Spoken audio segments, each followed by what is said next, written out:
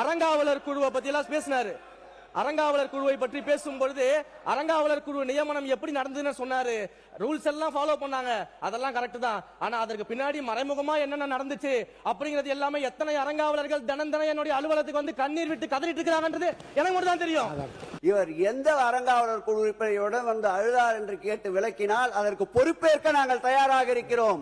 வாய் புளித்ததோ மாங்காய் புளித்ததோ என்ற குற்றச்சாட்டுகளை அவைத்தலைவர் அவர்கள் தயவு செய்து பதிவு செய்யக்கூடாது. சிவன் சொத்து கொலநாசம் என்பதை அறிந்தவர்கள் நாங்கள் என்று சொல்றாங்களே, கூடிய சீக்கிரம் நிறைய விஷயங்களை எடுத்து வச்சிருக்கிறோம், ஆதாரத்தோடு நாங்கள் வெளியிடுறோம். ஆதாரத்தோடு எந்த குற்றச்சாட்டை சொன்னாலும் அதற்குண்டான தண்டனை ஏற்றுக்கொள்ள நாங்கள் தயாராக இருக்கின்றோம். இந்த பூச்சாண்டியர்கள் எல்லாம் பயப்படுகின்ற இயக்கம் திராவிட முன்னேற்ற கழகம் அல்ல.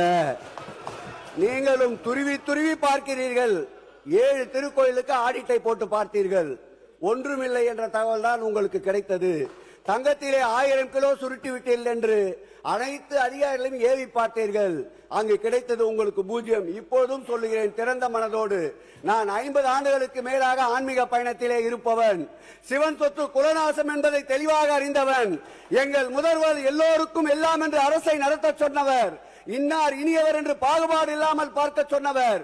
எந்த குற்றச்சாட்டாக இருந்தாலும் அதை சட்டத்தின் படிக்கட்டில் ஏறி சந்திக்க தயாராக இருக்கிறோம் என்பதை இங்கு பதிவு செய்கிறேன். இந்த 100 நாட்கள்ல மட்டும் ஏறத்தாழ 45 ஏக்கர் நிலத்தை வந்து நம்ம கோயிலோட நம்ம சேர்த்திருக்கிறோம். இப்படி தொடர்ந்து கோயில் சொத்துக்களை பாதுகாப்பதிலும் கோயிலுடைய பராமரிப்பிலும் நம்முடைய அரசாங்கம் மிக பெரிய கவனத்தை செலுத்தி வருகிறது.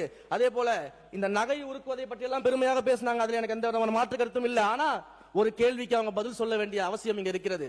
நகையை உருக்குவதை மட்டும் பற்றி பேசிய அவர்கள் யாருமே கடந்த 12 வருஷங்களாக 10 வருஷம் 5 வருஷம் 20 வருஷமா இன்னும் பல கோயில்கள்ல நகையை மறுமதிப்பீடே பண்ணாம வச்சிருக்காங்க. ஆண்டுக்கு ஆண்டு செய்ய வேண்டிய நகையுடைய அனெக்சர்ஸ் ஆட் பண்ணாம வச்சிருக்காங்க. 5 ஆண்டுக்கு ஒரு முறை நகையை மறுமதிப்பீடு செய்யணும் அப்படிங்கிறது HRNC லாவில் இருக்கு. வருஷா வருஷம் நகையை அனெக்சர் பண்ணணும் அப்படின்றது HRNC ஆக்ட் அண்ட் ரவுல்ல இருக்கு. ஆனா இது எதையுமே செய்யாம 10 வருஷம் 5 வருஷம் 20 வருஷமா இந்த நகையுடைய மறுமதிப்பீடையும் இந்த நகையுடைய அனெக்சர்ஸ் எதையுமே சரியாக பல கோயில்கள்ல பெரிய கோயில்கள் எல்லாம் பண்ணாம நகையை உருக்கிட்டேன்னு பெருமை மட்டுமே பேசிக்கிட்டு எப்படி இந்த பணியெல்லாம் யார் செய்யறது? அப்ப இந்த பணியை செய்வதற்கு மாண்புமிகு முதலமைச்சர் அவர்கள் உத்தரவின் பேர்ல இந்து சமய அறநிலையத்துறை இன்றைக்கு செயல்பட்டுக் கொண்டிருக்கிறது.